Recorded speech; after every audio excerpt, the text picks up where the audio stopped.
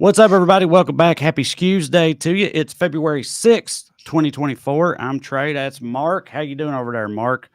Good. You guys just missed a rambunctious conversation about 90s country music in the pre-show. Yeah, So I guess we ought to start off with some good. Speaking of which, to start off with some good skews. Toby Keith Dad. Uh, Mark. Well, that's why, as he said, I mean, that's why we were talking about 90s country. Look, he ain't nowhere even remotely close to the equivalent of Dave Chappelle for me as a comedian at all. Not remotely. But I'm saying, to use an analog, Dave Chappelle, I haven't been into what Dave Chappelle's been doing lately largely. But it don't change Killing Them Softly or the Chappelle Show for me. And with Toby Keith, it's like, dude, he had some bangers in the 90s. Should have been a cowboy. Every head must bow, every tongue must profess. That is a all-time country jam as far as I'm concerned. So the man did some good work. 9/11 yeah. sort of, I would say it broke his brain, but really it just like opened his wallet up. Like he realized the amount of money he can make after 9/11, and then he just went fully down that road. But he had his day though, Toby Keith. Right, in my but so did a opinion. cowboy, and I sang along with it. They still play at Cowboys games. But that's like selling fake nostalgia. That part of the whole thing that bugs me is like, first of all, cowboys are mostly black and Latino. Yeah. Like it's like so like that's part of the thing that bugs me is like, anyway. Off the tangent here. Some other if we get started, we'll do a whole hour just arguing about Toby Keith if we don't if we don't move on. So go ahead. Another good news: DC court finally issued their opinion on Trump's absolute immunity claims to his January 6 cases. And they're like, "No, dude, you're a guy. You're just a guy." Right. And they're like, "Okay." So now, here's the thing: the Supreme Court is supposed to rule on whether you get kicked off the ballot in Colorado and Maine and shit, right? I think Maine might be out of play right now, whatever. So the Supreme Court has two choices here because the case is so stupid. Right. They can't rule in his favor. So their choices are either to, ignore it, refuse to accept the case, take the case up, or take it and then dither for like 4 or 5 months. Right. And if they refuse to take it, then this court's ruling prevails, right? Like if they say we're not taking it, then this ruling is the judge issued like a stay of their opinion while pending an appeal to either the bigger. There's a bigger version of the same circuit court, or they can take it straight to the Supreme Court. So they gave them 6 days to figure out. They only have till Monday or whatever to do that, right? Yeah. So they, like you said, the court finally ruled on this, which is funny because it is such a dumb and seemingly obvious thing to me. I've made a video about it today, and I said, I guess the only reason it took so long is because their first draft of the decision, which came out the next day, was just like one paragraph of them being like, are you serious? No, of course not. That's ridiculous. And they had to take a month to sort of, church that up, beef it up a little bit. They had to get up to 57 pages and make it absolutely bulletproof to make it make it too embarrassing for the Supreme Court to overrule. Right. So that's what they did. It's 57 pages of like, fuck no, fuck no, fuck no, fuck no. Well, what do you think the Supreme Court's going to do? Because I mean, this iteration of the court, I feel like they're a bit of a wild card. What do you think they're going to do? Depends how capable of shame and embarrassment they are. Because there's no actual they could like feel a duty to history, if I'm being generous here, to weigh in on the actual question of whether the president is above the law and say no in like the Supreme Court way. Right. But they can also do that in a way that pushes the case back past the election. Right. So they could get the best of both worlds. Yeah. Where the centrists in the media will say that they're heroes for standing up to Trump while also saving his ass from being prosecuted. That's an appropriately cynical take because it sounds right to me. I could definitely see that happen. It's funny because the case is sort of like, from their perspective, it's like the case is like sort of asking them to willfully neuter themselves. Do you know what I mean? To like sort of give up, to like invalidate their own constitutional position in the system in deference to the which is like, why would that ever happen? But at the same time, it's 2024, and I don't think any of us would be surprised if that did happen. But like you said, they just deliberate on it for long enough and draw it out, which that's been Trump's strategy from jump, right? Is like just stretch things out, just delay as much as possible. You're right, because like if they ruled in his favor, it would make the judicial branch essentially subservient. None of the other two branches, they're supposed to be co-equal in theory, would be able to have any authority over the president. So it's basically like, the Supreme Court to decide yes or no would you have to cut your dicks and tits off if the president asked you to? Right. And like, so answering yes to that question Is wild. would seem to, yes. Yeah. Right. Some other good news. United Auto Workers signs up a majority of workers at a Volkswagen plant in Chattanooga to Love unionize. I got a good buddy cool. that worked at that plant for years and years. Actually, I've told this story on here before, probably multiple times, but this has been an ongoing thing there for a long time. I'm talking at least 10 or 11 years ago. I remember him coming to hang out with me at my place in Knoxville. We were watching the Vols game or whatever. And he told the story about, they had some little retreat thing that was all about like, what are unions? How do unions work or whatever? And they had like coffee and donuts and stuff set up. And they had this lady walk in who they said was like, this represents union leadership or a union representative or whatnot. And this woman comes in and just starts like screaming at them all and throwing the donuts in the trash and shit and just like pouring the coffee and just being like horrifically evil, just like to show it's like, is this what you want? Because this is what happens. And it's like, it's just so, baldly shitty. But again, that was 10 or 11 years ago. And so now here we are in 2024. They've, they finally got it done, I guess. Good for them. It's so like wild how propagandized we are to have things be the reverse. Because the reason you're unionized, so your boss can't do that shit. Exactly. But also right. it's like how everybody thinks that socialism is where you get money for free. When like, no, socialism is where you get paid for your labor and you don't get money for free, which is what capitalists do. Right. Getting money for free is what everybody who owns 10 apartment buildings that checks in the mail does. Right. Yep. So there's that. More good news. Connecticut Governor Ned Lamont says the state will purchase $1 billion of medical debt for $6.5 million and cancel it. That's abolishing medical debt for 250,000 people. Love it. This is not really, I do love it. It's not really a heartwarming story. It's like, because anybody that's watching this overseas is like, what the fuck is medical debt? Well, yeah, right. I know. Yeah. If we're going to have it, we should try to cancel as much as possible with money the government has when they have it. And they have a bunch of leftover money from the American Rescue Plan. It's the first time a state has forgiven medical debt at such a massive scale. Also, another good news. I have no idea if the Senate will pass this. My guess is not. But the House passed an expanded child tax credit last week. On how average households would see a tax cut of $680 in 2023. This is for people that make less than $21,000 a year. So that's a significant bump. It's for the working poor. It would also apply to four-person households making less than 41 a year. But because it's a bipartisan bill, they had to pair it with a tax cut for the rich. So while poor people get a couple like $600-700, the top 1% of income earners will get $980,000.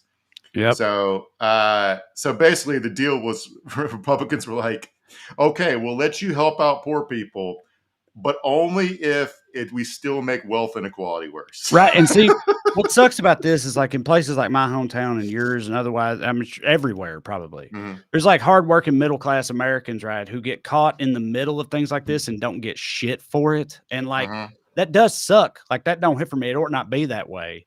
But I feel like every time something like this happens, they ain't got no billionaires around, right? They ain't got no millionaires around. And even if they did, they couldn't really see the benefits that those people were getting from stuff like this. Do you know what I'm saying? It's like they got a new gold-plated aquarium on their boat or something like that. Like they're not going to see that shit.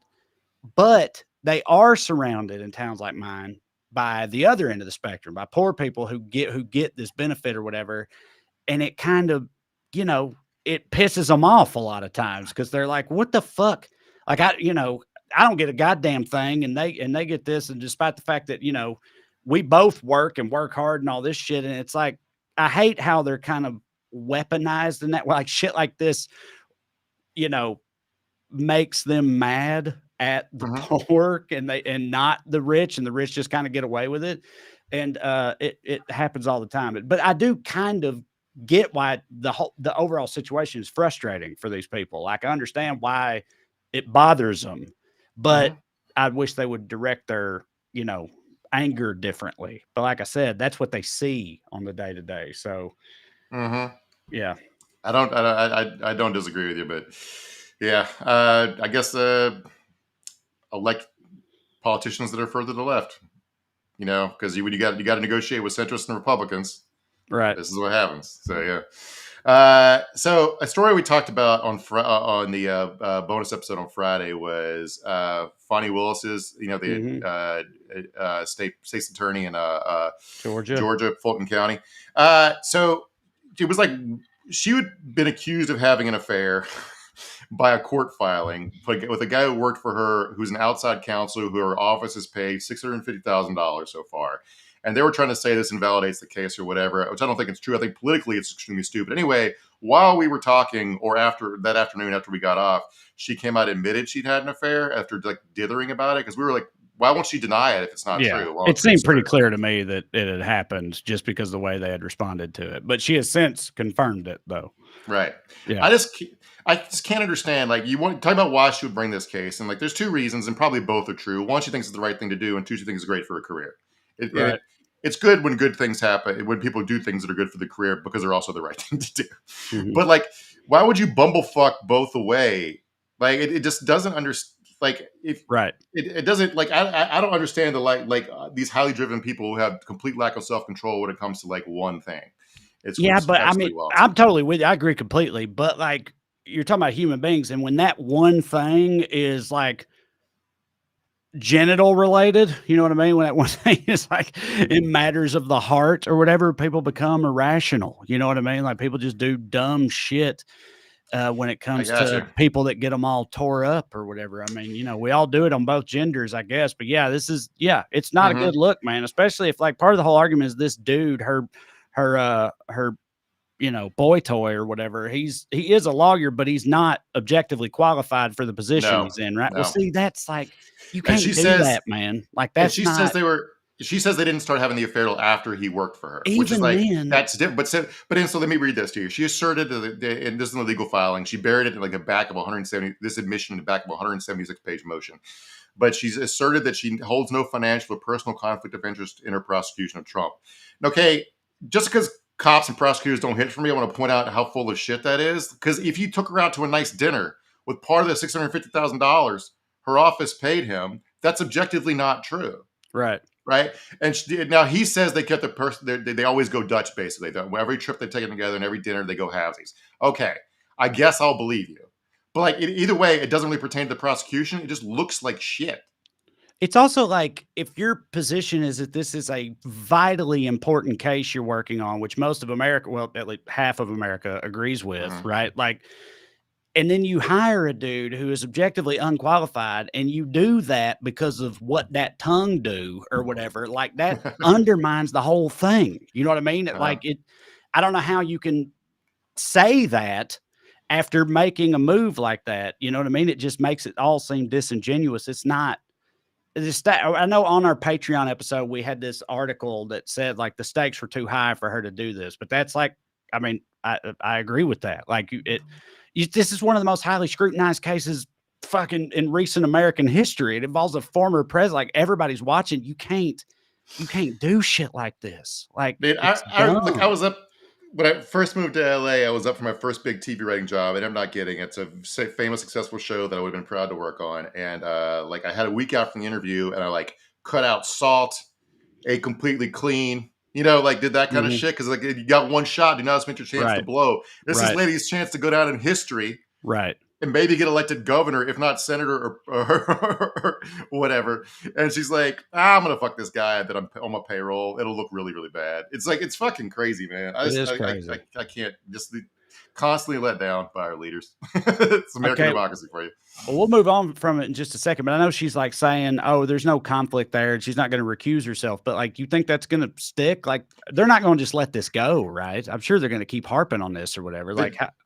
It's not, to me, it's not legally relevant with what prosecutors usually get away with. This is not really considered a conflict of interest. They usually can get away with straight up like hiding evidence to murder people. Yeah. The accusations here is that she has a financial stake in the prosecution of Trump because they're using taxpayer money to pay her boyfriend, and she's obviously getting as a stake in that. I don't think that in the normal course of the shit cops and prosecutors get away with, that would not hold water to a judge. But I don't know who this judge wants to win.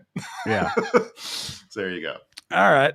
Well, glad there's been a wrench thrown into that whole thing. All right, we'll continue. Producer Matt is with us doing his thing. This is Weekly Skews. I want to remind y'all before we go on of a couple of things. Number one, if you'd like to see me do stand-up comedy live and in person, and I really recommend it, you should go to TreyCrowder.com. Check out my upcoming tour dates. I'll be in St. Louis this weekend at Helium Comedy Club, St. Louis.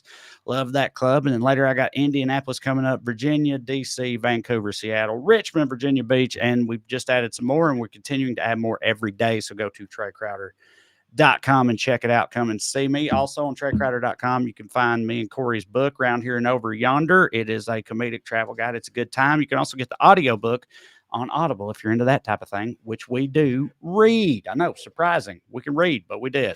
Lastly, if you enjoy this program and would like to show your support, you can do so by signing up on Patreon. You go to weeklyskews.com/more. Or just go to Patreon and search for my name. Either way works. $5 a month gets you access to full-length bonus episodes. Like Mark said, we did one this past Friday about the Fonny Willis situation and whatnot. We cover things that happen in between the main shows or just stuff we want to talk about. It's a lot of fun. You get some more skews in your life, 2 extra hours a month, and support the show in the process. So please consider it. That's weeklyskews.com/more. We appreciate it. Now, as for the show tonight, last week we talked about the situation at the southern border and how wild and weird it's getting. Well, you never believed this, but in the intervening 7 days, things have not gotten much better. We'll dive into that again a little later. And so last week we talked about the constitutional and conceptual problems with Republican arguments and how crazy they are. This week is more about the silly nothingness that's happening on the ground in Texas and how it's being exaggerated. I just want to talk about. I don't want to play into. I don't want to play into the whole crisis language that Republicans want because it's right. not. I will tell you why in a little bit. Sure. Yeah. Yes. Right. Everything's dumb and bad down there, but not in the way that they present it as. Right. In the way that's being handled by our government, especially on the right. All right. But before all that, we got some other things for you, including let's begin with the Daily Dumbass. Matt, graphic, please.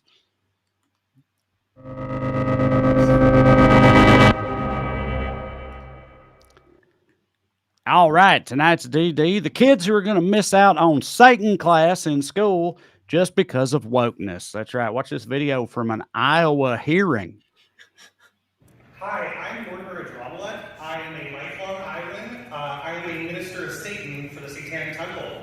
I personally opposed Bill HF 2073 because I believe in the separation of church and state. But if the bill does pass, I'm excited for the opportunities it presents for the Satanic Temple to provide support, services, and programs to school children in our state. Iowa has several ordained ministers of Satan, and we would be happy to engage children. Hail Satan, hail Iowa, and thank you for your time. Okay. All right. Hail Satan, hail Iowa. Yeah, I love a good hail Satan anytime it comes up. Never doesn't hit for me.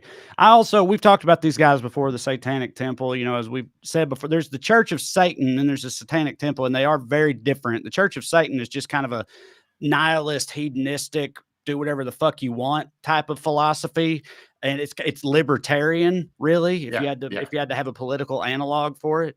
But the Satanic Temple, their whole thing is like highlighting the inherent hypocrisies with these religious laws that we have, and trying to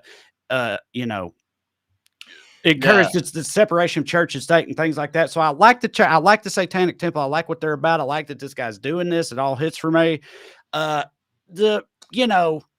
His name is Mortimer Adramalek, and he has red sunglasses on inside and whatnot. And it's like all that. I think maybe they could rein in a little bit. It's sort of like when the marijuana legislation movement was getting like mobilized and more popular. And it's like, anytime you saw somebody on the news representing normal or whatever, it was always like a white dude with dreadlocks and talking with a Jamaican accent for some reason, even though he's from Nebraska or whatever, talking about how weed is a vitally important medicinal herb and shit. And it's like, I don't know if you're going to reach the mamas and papas with this.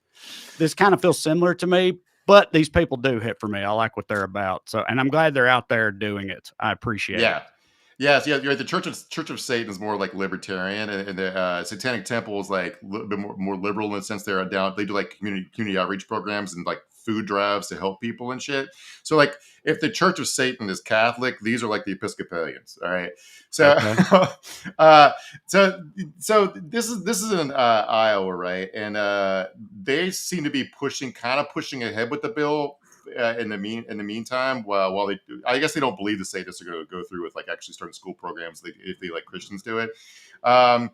But I do want to like note that the news article covering this did actually make the point that it should be noted the Satanic Temple is a group meant to promote secularism and religious freedoms in general and not actually worship any sort of devil. And I'm glad they put that in there.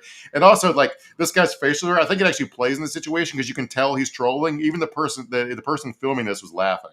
Right. Yeah. Like, okay. I think that kind of helps because they're trying to be cartoonishly evil looking to make the point that they're not fucking evil looking. All right. And they're not actually evil. Sure. But over in Idaho, they're doing the same thing, and the Satanists in Idaho actually got them to stop doing church stuff in schools, at least temporarily. They're gonna try to move something called the Blaine Amendment, which is like a state version of keeping church out of schools. It was going to allow taxpayer money to pay for private religious schools, and they're Satanic Idaho, and it's not quite as cool as Mortimer. What was the guy's name? Mortimer Adramelech. Yeah. This guy's name is Rowan Astra. We got to get a satanic name generator, Trey. Yeah, right. We do. So they're reconsidering it. They pivoted. Notice this headline here: "Happy to engage children." Sorry, Matt still has the Iowa headline up here, but here's this Idaho headline. Roundup: House committee pauses Blaine Amendment removal, introduces anti-porn bill. So they stopped allowing church in school. Instead, they're going to try to put church in your pants. Let me talk. So their porn bill, I've got about a couple of them today, but the House State Affairs Committee is introducing a bill trying to require pornography websites to verify a user's age in Idaho or risk being sued in civil court. Now, with other states have tried this kind of thing, and porn they just block all the porn to the state because it's kind of like impossible to do. And right. Also, kids are just going to steal their dad's driver's license. So that's what I was about to ask. I feel like I've got some experience in the internet porn world. I was there in the beginning. All right. I was there at the beginning of the saga in the Halcyon days. And I can definitely remember age verification being a thing at certain points along the way, but it was easy to skirt or whatnot, but they had it in there as some kind of fail safe. Like, but again, it's easy to cheat it, but I always thought it's like, well, I guess they got to do that legally or whatnot. So I don't really understand what's different about it. Most sites trying to be more stringent about it or something. I mean, most sites still have the click if you're over 18 thing, right? I mean, you have to click that, but this must be something more stringent than that, like having to put in your driver's license or something, which is like they're already behind the times because they're now automatically they're like artificial intelligence fake ID sites that can make them instantaneously and look super realistic. So yeah, whatever. Anyway, it's not going to work. But if over in Oklahoma, there's a more hardcore bill coming down. This guy wants to put people in jail just for watching porn. He's a fundamentalist preacher / state senator named Dusty Devers, which is everyone's made this joke, but it's a very porn name. It is. Well, if you replace the D's with B's, look out. Busty Beavers, baby. Yeah, he's only 2 letters away from being a real starlet. But yeah, now, dude, this guy's search history is wild, bro. Anybody that's this obsessed with porn is into some freaky deaky shit every fucking time, I feel like. So this would not just jail people who make porn. Who's making porn in Oklahoma? I don't know. I mean, amateur stuff, I guess. But like, but also like if you watched porn, you could get 20 years in prison. Crazy. It would create a bounty system similar to what Texas instituted in its infamous abortion bill that would allow those who rat out their horny neighbors to collect civil penalties of up to $10,000. So how is my neighbor gonna know that I'm watching pornography? Right. Is my question. Like, how is this all going to work? You don't do it in front of the window? Yeah, but no, I hate this type of like Nancy Grace type shit, which encourages people to fucking like snoop on and snitch on their neighbors and stuff like that. I'm going to drive over to Burbank and peep in your window and be like, hello, 911, Trey is honking his bingus. So like it also like the bill defines pornography, which famously Supreme Court couldn't figure out how to do. They said, I know it when I see it, right? It says it breaks pornography down into 10 categories, which include sexual intercourse, which is normal or perverted, so both varieties. Anal sodomy, which so I guess you can still get a BJ. Excretion in the context of sexual conduct. So I'm not sure if he means like a male orgasm or like peeing and pooping. Yeah. Lewd exhibition of the uncovered genitals, buttocks, or if such a person is female, the breast. It would also criminalize sexting, except between married people. What? You know who is least likely to sext? Married people. That's what I was about to say. Like, what the fuck? Yeah. First of all, me and Katie been together for so long, we kind of predate sexting even being a thing, really. But like, I feel like that's a play in the field type of situation there. Like getting to know somebody, like when in the honeymoon phase, when you got a new relationship, a new fling going, a new hot flame. That's when you're sexting. Married people don't be sexting. That's ridiculous. Yeah, it's like, I'm about to leave the drugstore. Need me to pick you up some Imodium? Also, can't wait to see your tits. Right. Right. Yeah, exactly. So Devers likes to write thought poems on Twitter about pornography. Let me quote one for you. Pornography is the opium of the masses. The powerful keep it to suppress the virulent. The immature assume it's a harmless supplement. So I don't know, fucking whatever. So good luck, Dusty Devers. I don't think your bill will ever see the light of day, and you will embarrass everyone you come in contact with during your brief stay in the Senate.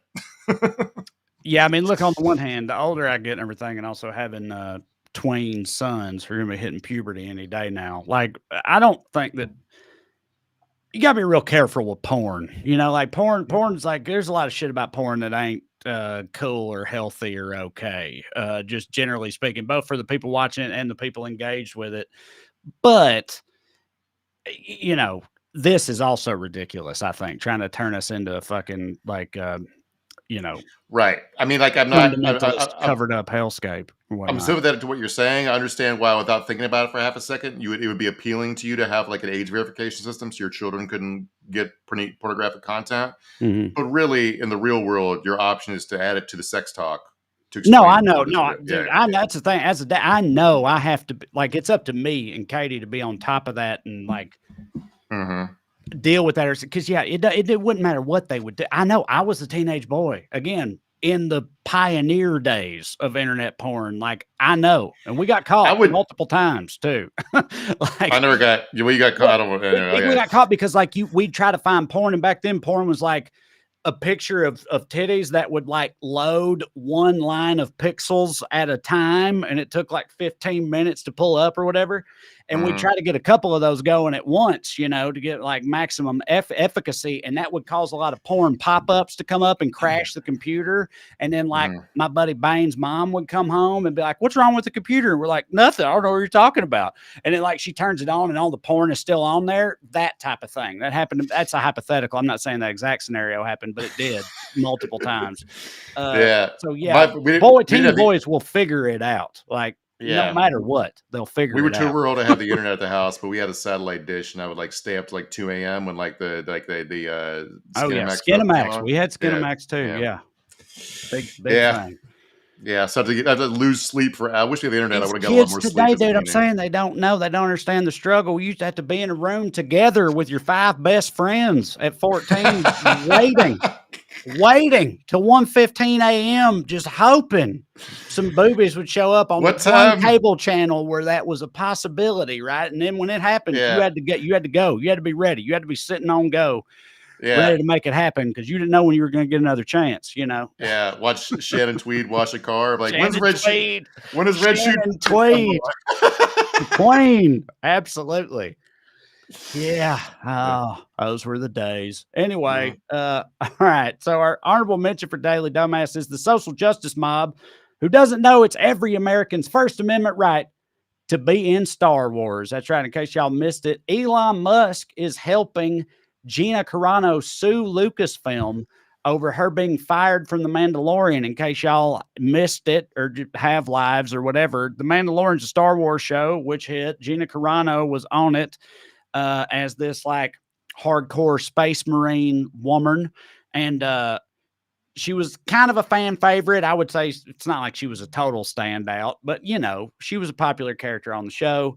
She decided at one point in the middle of the second season, I think, to just go on an insane transphobic and racist and otherwise and xenophobic diatribe on Twitter. Disney was like, "Hey, could you maybe not do that?" And she was like, "Fuck you. It's my right as an American to do that." And she kept doing it. And they were like, "Well, you're fired then."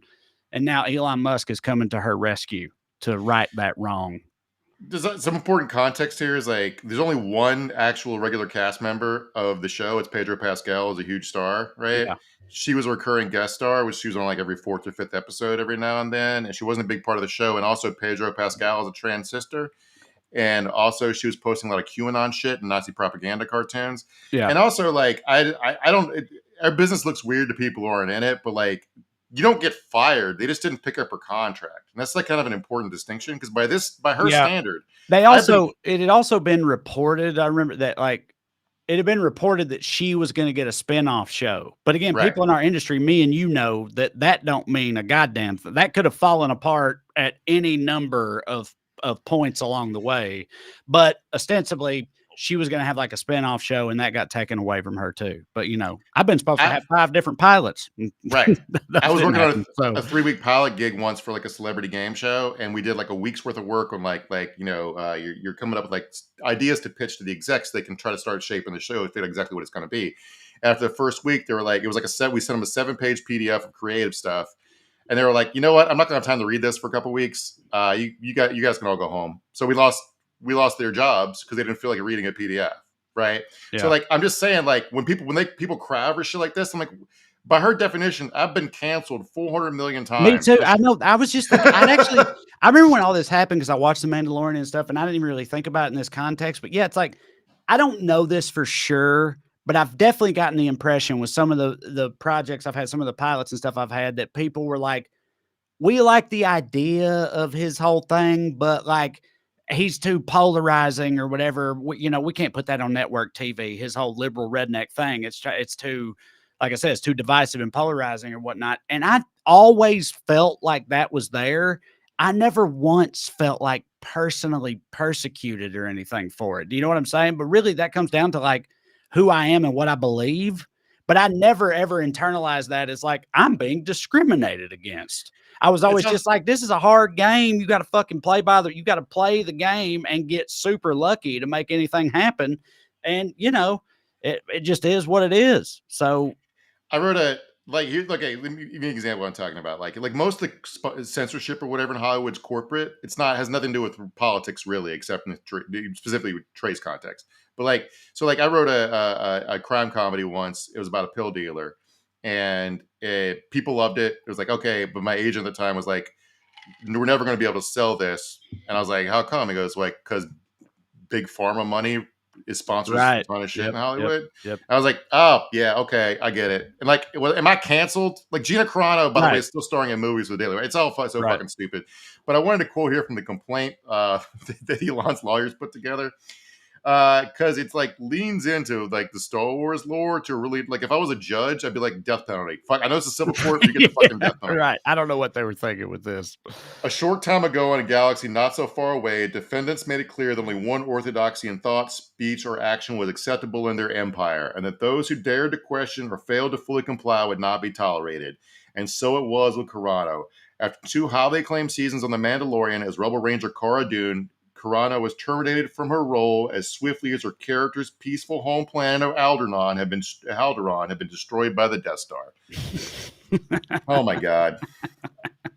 I hate these people so much. Yeah, dude, the idea that the judge would be reading that and be like, well, this is too whimsical to be bullshit. I'm carried away by this. The flight and fancy of this opening statement. I love it. Because we're running behind, Matt, I think we'll skip to the Netflix thing because Trey wanted to talk about it. In other entertainment news, while we're on the subject, next Daily Dumbass honorable mention is Netflix for turning Alexander the Great gay. If you can throw this up there, Matt. Put that screen grab up there, Matt. This cracked me up so much. There's a new Alexander docu-series on Netflix. It's like half documentary, half series because they got reenactments and shit. Alexander, the Making of a God. And popular dipshit Twitter follow and wokeness tweeted 2.2 million followers. Yeah, no, I didn't mean popular ironically. I see them pop up all the time. They tweeted, Netflix made a new documentary about Alexander the Great. Within the first 8 minutes, they turned him gay. Netflix, woke Hollywood, turned Alexander the Great gay, Mark. Alexander the Great of the famously perhaps most butt-fuckingest culture in the history of human civilization. Like, I feel like the people, he was Macedonian / Greek. I thought that was like the main thing that people knew about them was like they had wild gods. They liked thinking about stuff. And also they were super, super gay. Like, that's like, I just thought everybody knew that. I can't believe being shocked at Alexander the Great having some gay tendencies and blaming it on the woke mind virus in Hollywood. Man, these people, you cannot overstate how fucking dumb these people are. It's insane. I mean, it's not like Alexander was he wasn't just into dudes. He was the single biggest force for spreading the love of dudes through conquest. Like Afghanistan was still into like boy love until the Taliban tried to stop it. Maybe they still are, despite being hardcore Muslim, because they were conquered by Alexander the Great. He made them realize that hit, I guess. I don't fucking know. But like, this is like, this is just so dumb. And my takeaway from this is always like, these people are so boring and incurious. Like, even if I didn't know that about Alexander, if I saw this tweet or the documentary, I'd be like, I wonder what's the deal with that? You know, I'd start Googling up in a rabbit hole about like Greek sexuality and how, I don't know, the British Empire turned the world homophobic at the point of a gun through Catholicism. It's like, whatever. Then I have anecdotes to share at parties. These people will never learn a single fucking thing besides being bigots. Well, even if they did end up down that rabbit hole, they would be like, ancient Greece was woke. The woke mind virus got to ancient Greece. How did that happen? Like, on the one hand, they were woke. On the other hand, they have slaves. So who's to say? Right? Yeah. That is a hard thing to parse. All right. Well, we've been having too much fun. We are running a little bit behind. Let's talk about the border, Mark. What's going on down there? All right, let's get into this through secondary daily dumbass. This really is a tie for first. This second daily dumbass is the immigration panic convoy people for not realizing migrants have developed cloaking technology. Let's watch an interview with this convoy person at the border on MSNBC. Yeah, we talked last week about them heading down there on a convoy. This is somebody who did that. Who have come from all over Texas, even other parts of the country, to be here. And some of them, even though we are about a half hour from Eagle Pass, have driven down to Eagle Pass to try to actually see what's happening at the border. And I've spoken to a number of people who said that they're a little surprised by what they're seeing here. I want to play a conversation with a woman, Misty. Take a listen. It's pretty surreal. We actually made it into Eagle Pass and we went and saw Shelby Park. I was able to see some people actually trying to cross and stopped at the wire there. So it's very eye-opening. And tell me more about eye-opening. Is it what you expected? Is it better? Is it worse? It's not what I expected, but then again, I don't know what I expected. I can tell you it's not as bad as what I thought. So that's kind of eye-opening in itself too. Yeah. All right. So these people drove all the way. Some people drove from California, some from Virginia. Like, there's a couple different convoys. A lot of them fell apart on the way through infighting. One guy got kicked out because they found out he was a pedophile. They did some. I guess they all search each other and try to find out who's a pedophile. Right. Anyway, they also all thought that it was all like federal agents and shit, or like a lot of them were like, "I'm not showing up. This is some fucking deep state stuff or whatever." Like, they were just infighting from the very beginning. They get down there and they're immediately bored because nothing's really happening. Like she said, that lady says she saw a couple people walk up across the border and were processed or whatever. But they were expecting like World War Z because that's what Fox News is telling them what's going on. Right. And like, that's what I wanted to talk about today is like, I was reading much more stuff about what's going on the ground in Eagle Pass, and it's much more cynical and stupid than I think that is able, that the news is willing or capable to get across. Because these people went down there and they were telling reporters that they're very confused because they were told something is happening and it's not. They expect to see lines of immigrants lined up wanting entry and many trying to cross the border outside the normal ports of entry. That isn't happening at all. In fact, what's wild about this to me is like it illustrates that these people's eyes do work, and that not only that, but that can impact what their brains are thinking. which Mhm. I wasn't sure that some of these people were capable of. Do you know what I'm saying? Like they need to get out of their Mhm. goddamn basements and go investigate some shit more or something, because like these Well, people are yeah. clearly true believers, and they get down there and they're like, well, this isn't right. You know, like there's still some rationality in there, which I'm Uh-huh. kind of surprised by. There are some segments of them who think that what happened was Joe Biden redirected the Okay. migrant All right. Yeah. Well, caravans. there you go. Because remember, Yeah. That makes way more sense to me. he's in control of them. He's communicating with these Yeah. people. And he Right. told them, like, what you need to do is start walking from Venezuela, Guatemala, and El Salvador. And the people Yeah. that are flying into Mexico from China to come to the border, and the people Yeah. that are flying from Africa to Mexico to come to the border, Joe Biden's personally doing a text thread. All right. Right. And he told them, it's like, you know what? They're on to us to Eagle Pass. What you Okay. got to do is go literally half a Right. mile east or west, and the gates are open at the border, and you can walk in. Now, we'll Yes. get to that in a second, because that's reality there. It's like they've set up this like theater camp at Eagle Pass at a state park where they're fighting with the federal government over the razor wire Right. and not actually doing anything at the rest of the border. Right. Right. So I'm sure all the people that are coming up or whatever are just not going there, because why would you go there? Because that's And where the also, whole and they do, circus is. So you just go but somewhere else. but remember, a lot of them do want to present themselves to the federal government. They're just avoiding Greg Abbott's fucking stormtroopers, Right. right? Because they're not letting them get to the federal government. So anyway, well, I'll get to that in a second. But like a few couple last things in the caravan people. I watched the video. It was just too long and sad to show. But this woman was weeping because she's talking about how she felt so fooled. She'd been grifted, and no one else there actually cares about the actual issue she cares about, which she does seem to care. But you think she'd look and be like, wait, I care about the wrong thing, right? Also, what blows my mind about people like that is like 8 years. You've gone 8 years without that moment. I'm going back to 2016, right? Like the initial rise of Trump. You somehow made it 8 years without experiencing that moment that you're experiencing right now, but realizing like, oh, I've been lied to. This is bullshit. But I guess she has, because she probably ain't gone nowhere or, you know, really left her town or her bubble in that 8 years. You know what I'm saying? Like, I watched it. Like, there's a YouTuber who I wasn't familiar with, but I was fed his content, and like I guess he's non-political, and he tried to make that point. It's like, I went down there to see what's happening, and if I'm being honest, I don't usually talk politics, but I was leaning more towards the Republican side of this debate, and then I drove along the border. And I saw that the state government doesn't actually care about migrants getting through, because I watched them getting through. There's a handful coming through open gates that no one's guarding while they're making this big show half a mile away. It's all bullshit. And he was like, get off your screens, turn the TV off. Right. Right. It's like that's the main thing, is like, this is a fucking everybody needs to turn the TV off and go look for some firsthand sources and people doing on the ground reporting. Because the outrage machine, I mean, and not cable y'all, news, not y'all. Y'all need leave the screen on for a little bit, for like 17 more minutes. But yeah, but then after that, you should listen to Mark and turn the screen off. And I try to tell people, like, from firsthand sources of, like, I'm not like, see, if we were trying to do what cable news is doing, you would pretend to be a conservative and we would argue about this, right? Instead of trying to figure out what the actual reality is. Right. So like, it's just like, it's so weird to me. But anyway, like the convoy people are still into it. And since there are no migrants for them to harass or shoot, really, what they did was they started doing like a bunch of baptisms and gun T-shirts. Yeah, right. Well, they got that to fall back on. Right. Yeah, there's always that.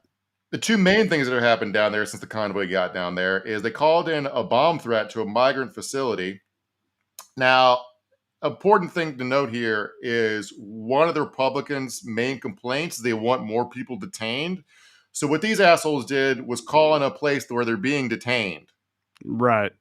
And forced it to be evacuated to another facility. It was 175 migrants who had to move to another facility. So it's 175 beds they unfreed up so people can't be detained, which I don't want them detained, but like, I mean, unless they have some sort of intel or criminal record that there's some sort of bad actor. I'm not saying that everybody coming across is up to like is up to no good, but like it's like these people, like their bomb threat goes against their own fucking purposes.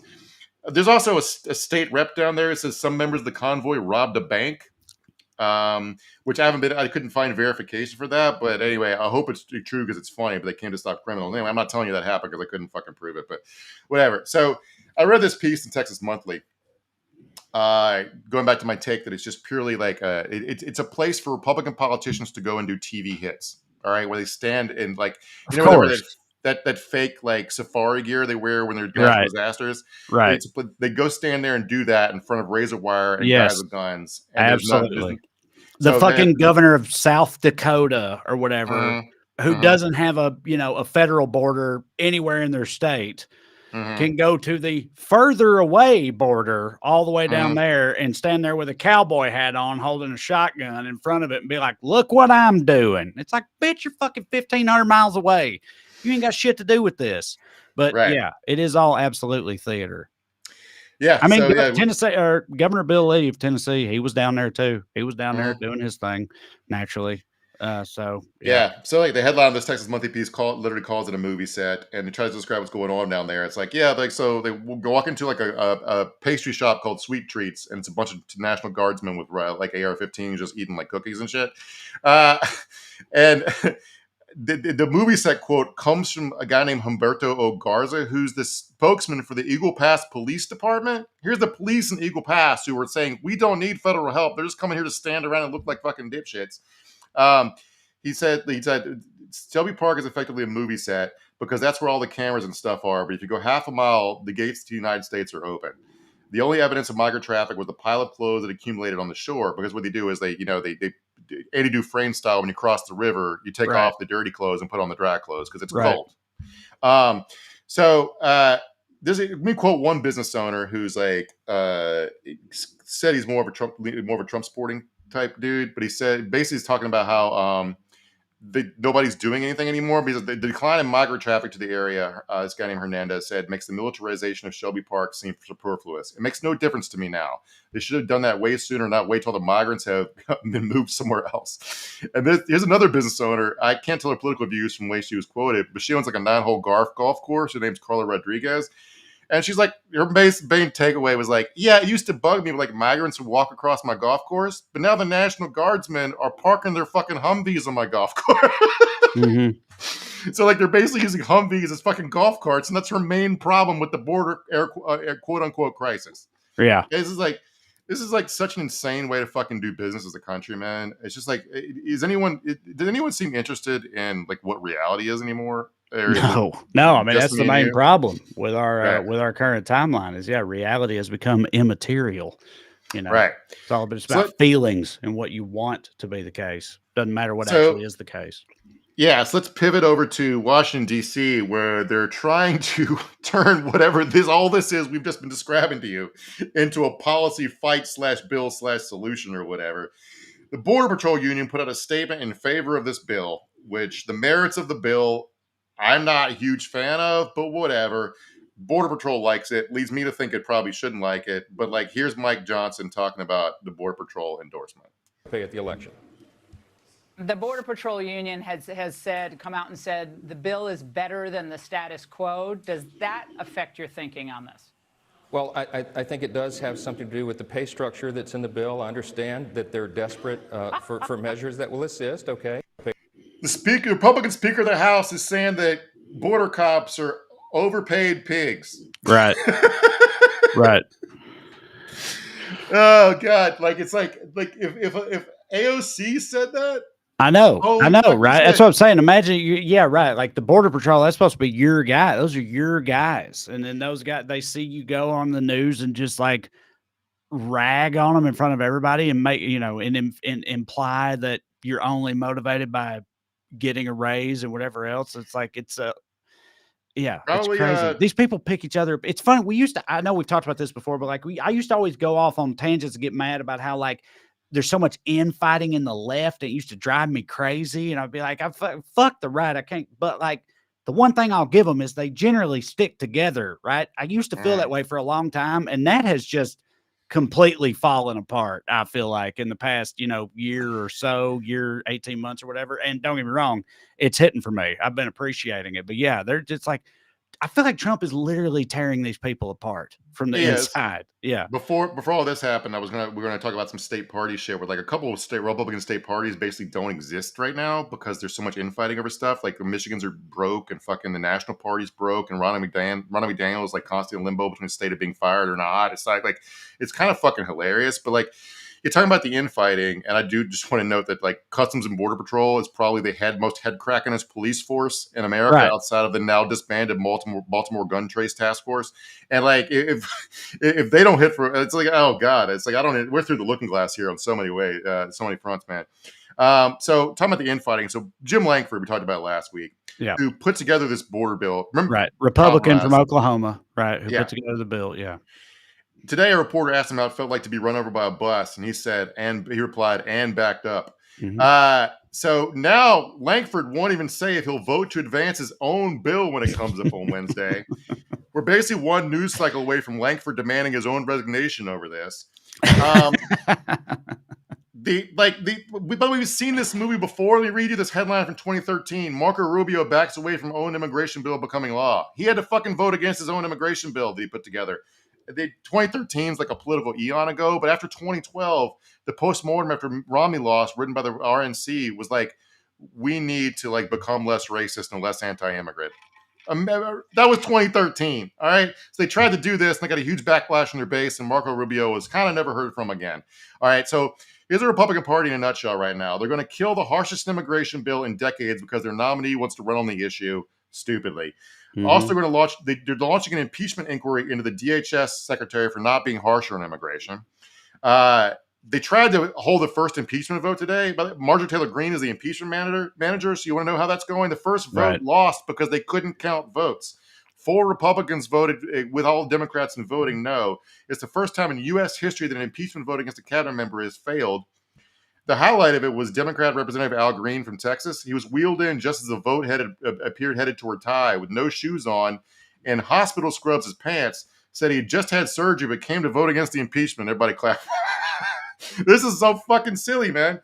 But like, this all started, all right, the immigration bill thing over Ukrainian funding. Everyone's sort of forgotten that. Right. Because Democrats want to appear harsh on immigration right now. The enhanced border enforcement, right, was the trade-off Dems were going to get for Ukraine funding. Yeah, right. Now, the Ukraine funding, I don't know what the fuck's going on with that. But now Democrats are for passing an authoritarian border bill with no trade-off because they want to be able to slam Republicans for being soft on immigration. I can't. How fucking do they think they're going to win the Fox News grandpas if they hit a few more Mexicans in the head with a rock or something? Wait, they're not. So the Ukraine part ain't even part of it anymore? And the Democrats are still trying to get it to pass? Because I didn't know that. I thought it was like a, whatever, you scratch my back, I'll scratch yours, compromise type of thing, which happens in politics. That's what I thought was happening here. If they think it's such a good issue for them because the Republicans are so incompetent and stupid. They're not going to pass the bill, so it doesn't matter. This is all theater. I get the idea. It's like if they, especially knowing how Trump is and how much he has them in thrall and everything, like if they know it's like, hey, Trump will be furious if they pass this. He's not going to let them pass this. And they all do what he says. So like, they're not going to do it. But they're saying they want it to happen. So if we come to the table and say we're willing to make it happen and make them shit their own pants in front of everybody because we know that their supreme leader isn't going to allow them to do it, that, that's like good political fucking skullduggery or whatever. Right. I mean, if they know it's not going to happen anyway, like I kind of last week Mike Johnson was like, well, we need to split up the bills and just do the Ukraine funding and the border bill separately. Yeah. And I was like, that defeats the purpose. Throw me in no. That'd be awesome. Oh, okay. They wouldn't have to do the border shit. They could just get the money to help Ukraine fight back Russia. Oh, right. They wouldn't even have to pretend to. But that works in reverse too, right? The Republicans just straight up wouldn't pass the Ukraine. There are enough Republicans. The problem is like it's like the Freedom Caucus types that would that don't want to fucking fund Ukraine, but would need to be bought off with border funding. Yeah. There are lots of Republicans who would want to support Ukraine. They Okay, just well, held yeah, prisoner by the fucking dipshits. And they remember they have a bare majority. So right. like they can get both. They'll take both. But like our system of government is so fucking stupid. Like it's just like this is not a way to run something. Right. I honestly can't believe it survived this long. But we won't watch the video. But Dan Crenshaw was like, "I want to pass this bill." I'm like, if you're a Democrat, what would you want to pass a bill that Dan Crenshaw's for in general? Although he would vote for Ukraine funding, but like, so like, but the way their Democrats are talking about this, they're trying to like, the main reason this is dumb is you don't grant your opponents framing for an issue because we just told you what's going on at the actual border. Why are you leaning into the apocalyptic The idea border that crisis? it's a huge crisis, right? And also, you're not very popular in immigration. It's just bad electoral politics to raise the salience of an issue which people hate you for, rightly or wrongly. Right. That's a good point. Yep. It's like you don't fight on your opponent's battleground. You don't let them pick. That's like the first thing on Sun Tzu's Wikipedia page, right? And they're just doing this constantly. It's like the way modern politics works is like a Democratic president pushes a right-wing bill and infuriates his base and is designed to appeal to GOP voters who will never fucking vote for him. And Republicans can't support the bill anyway because of a violent backlash. That's what happened with the immigration and compromise that Rubio wrote in 2013. Right. I mean, again, I get the thought process, the idea behind like, again, let's give them enough rope to hang themselves with. This will make them look bad ultimately. And I could see, but the reality is they'll just do what they've already done and reframe the conversation and make it seem like this bill is a threat to America, which the fucking Democrats come up with. And they'll throw one of their own under the bus in order to do that. This Langford guy. And their whole base will just eat that up, and that'll be the story after that. And you're fucked either way. Like you can't win with these people. You can't. That's right. That's why you don't play their game, though. Exactly. Right. No, I agree. Yes. So so Fox News and the right wing is telling them all these immigrants are coming to kill your families. And now Democrats are trying to pass this bill that basically says, yes, immigrants are coming to kill your families. And we want to do something about it. Republicans aren't responsible to govern enough to help us stop the immigrants who are coming to kill your families. Yeah. Right. It's like, why are you granting that fucking framing? And I'm not saying like everything in the bill is bad. There's stuff in there that would help like get legitimate asylum claims processed more quickly. Right. There's stuff in there like we talked about last week for more judges and more lawyers to like help represent people and stuff. That's all that's good, but it's paired with like really harsh restrictions enforcement. And like if like Bob Menendez, who we shit on constantly for being horrifically corrupt, came out and said he's not going to vote for it. The bill, calling it a Trump wish list. And I was like, okay, so stop, the Onion meme, the worst guy just made a great point. Yeah. It's like, okay. But it's like, it's always the same dumb plan. Let's publicly fail on a GOP coded issue in a way that can clearly be blamed the GOP. We'll look responsible. The GOP will look bad. It's like, no, it never fucking works. It's the same thing over and over again. It just makes them look weak and also weak on their opponent's strong issue. It's like, what? Well, yeah, I could go on forever. No, it is just weird because it's like I say, going back to that lady we saw in the clip that opened this segment, like she went down there, she clearly saw it and was like, I've been lied to. This is not what I thought was happening. And I want to give it to her because her brain is capable of doing that. Yeah. But yet, I feel like the Democrats are trying to make that happen with a lot of these people through these policy decisions and stuff. They're trying to like initiate that type of revelation, but it just never happens. Like when the media and shit is involved, it's like they have to be there on the ground and experience it firsthand, or that you'll never get through in that way. I want to give it to that lady because the thing we're shitting on the Alexander the Great guy for not being curious enough to figure out what reality was, she actually wanted to figure it out. But my question to you is, would she be curious enough if the Democrats were saying all this shit last week and it was like, even Democrats agree there's a huge crisis going on at the border. Right. Right. Vince on YouTube says, like, you just want to yell, stop trying to kick the football, Charlie Brown, for fuck's sake. And yes, that's a good analogy. I'll just say like that. We used to have the Dream Act and like Dreamers and stuff like that. I'm not sure what fucking happened to all that stuff. Like, 'cause I don't even know what a genuinely left-wing immigration bill would look like at this point. Because I used to be a desk RA in my dorm, a desk attendant, because my job was to sign people in and out of the dorm, right? Any organization, building, whatever, wants to keep track of who's in it. So you do want to know who's in America. You do want to get people processed and figure out, out. Like Nobody's arguing to just have the whole thing literally open. They act Right. like it's open, but that's not what anybody's saying should happen. Get them social security numbers so they can pay fucking taxes. Right, If some among them are wanted for horrific crimes in South America, then you can fucking figure out what to do. But you gotta track them and process them to figure that out. You're not going to expel them all. Like you gotta the word amnesty is a dirty word, but you got to figure out some way to legalize these people because it's just like it's a no way to run anything, man. It's childish to pretend like reality is we can just like snap our fingers and deport 10 million people or whatever. Yeah. Mark Nolan stands with Ukraine on Twitter. I didn't know we were even still able to stream on Twitter. So this hits for me. Says Tucker is interviewing Putin to help trash Ukraine funding. Yeah, I know he got outed for being in Moscow at a ballet and everybody was like, he's there to interview Putin. Apparently he is. So that's going to come out in the coming days, and I'm sure we'll have some clips for it next week. I have to imagine. All the free speech warriors have super hard on for it. Why wouldn't you want to talk to a world leader engaged in a major world conflict? And yeah, I get what you're saying, but there are legitimate Russian journalists who had to flee their country for covering this war. Right. So like fucking put on a flak jacket and cover an actual war zone. Tucker's interviewing Putin in like a Ritz-Carlton hotel room in fucking Moscow. Yep. So we'll see the outcome of that. And next week, like I said, I'm sure we'll make fun of some of it. So y'all come back. Like I said, okay. Once again, thank y'all for watching. Go to TreyCrowder.com. Check out my upcoming tour dates. Check out me and Corey's book Around Here and Over Yonder. Go to weeklyskews.com/more to sign up for the Patreon for this here program. You can go to Patreon and search for my name too. $5 a month, you get 2 bonus episodes. You support the show and the progress. We appreciate it. But the most important thing is to keep watching this here show on Skews. And as long as you do, we'll keep doing them. We'll see you in 7 days. See you. Love you.